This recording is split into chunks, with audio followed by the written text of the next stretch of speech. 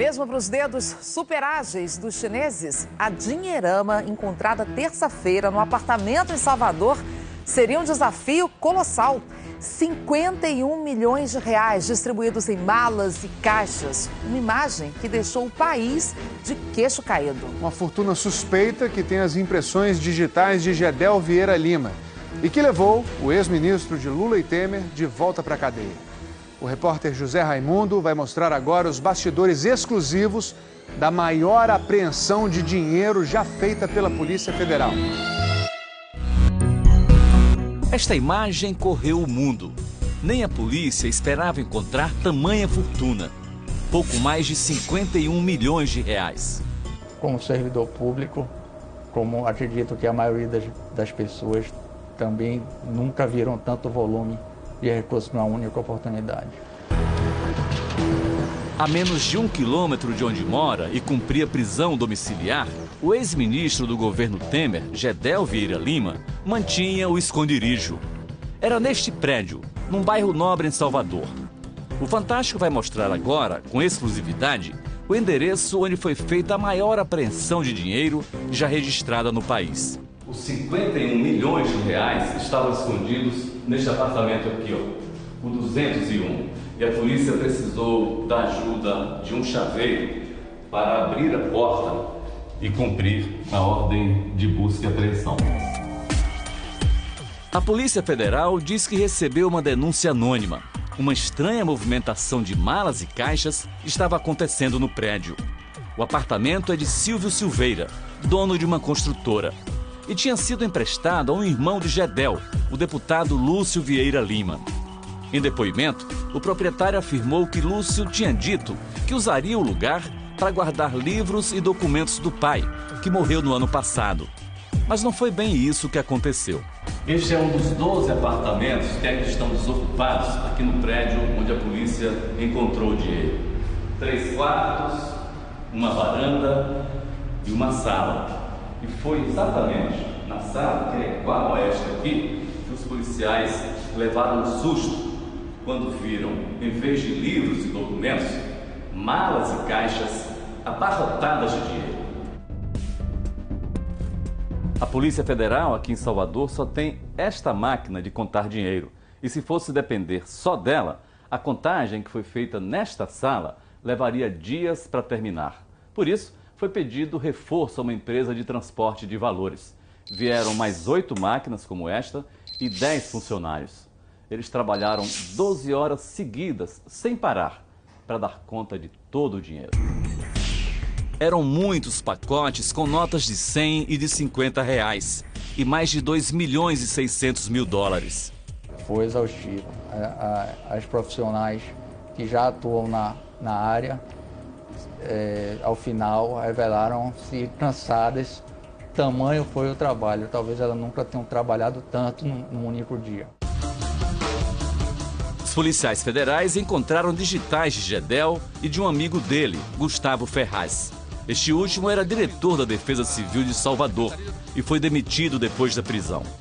Essas impressões digitais foram coletadas, são comparadas em um banco de dados que a Polícia Federal possui. As digitais do ex-ministro Gedel foram identificadas, então, nas cédulas e nas malas e caixas? Foram identificadas ao longo do processo. A polícia também vê ligações do dinheiro apreendido com o depoimento do doleiro Lúcio Funaro. Funaro disse ao Ministério Público Federal que fez várias viagens à Bahia levando malas de dinheiro na época em que Gedel era vice-presidente de pessoa jurídica da Caixa Econômica, no governo Dilma Rousseff. As entregas eram feitas ao ex-ministro no hangar de uma empresa de táxi aéreo. Por telefone, conversamos com um dos advogados de Gedel, Fernando Tourinho Neto. O senhor tem uma ideia de como o ex-ministro vai justificar aquele dinheiro que estava escondido no apartamento? De maneira alguma não tenho. Como é que ele vai justificar? Não sei. Impossível nada nesse mundo é. Mas trabalhoso vai ser. Gedel tem um patrimônio declarado de mais de 50 milhões de reais, entre fazendas, casas e apartamentos. Tudo adquirido enquanto exercia funções públicas. Em 1983, quando era diretor do Banco do Estado da Bahia, seu primeiro cargo público, foi acusado de desviar quase 3 milhões de reais. O esquema teria beneficiado a família. O irmão Lúcio, o pai, o ex-deputado Afrísio, e a mãe de Gedel, Marluce Vieira Lima. Foi feita uma auditoria interna que resultou na exoneração de Gedel no ano seguinte. Gedel foi apontado como um dos anões do orçamento, deputados acusados de lesar os cofres públicos. Mas foi inocentado pela Justiça e por uma CPI da Câmara dos Deputados. Em 2007, no segundo governo Lula, assumiu o Ministério da Integração Nacional. Depois, uma diretoria da Caixa Econômica, já no governo Dilma. Sob acusações de receber propina para liberar financiamentos, acabou pedindo exoneração da Caixa no final de 2013. No ano passado, Gedel se tornou ministro da Secretaria de Governo de Michel Temer, seu amigo pessoal. Não durou muito. 6 meses depois, foi exonerado sob acusações de pressionar o então ministro da Cultura, Marcelo Calero, a liberar a construção de um prédio numa área histórica de Salvador. A obra, onde Gedel tem um apartamento, continua embargada. Até sexta-feira passada, Gedel estava em prisão domiciliar em Salvador.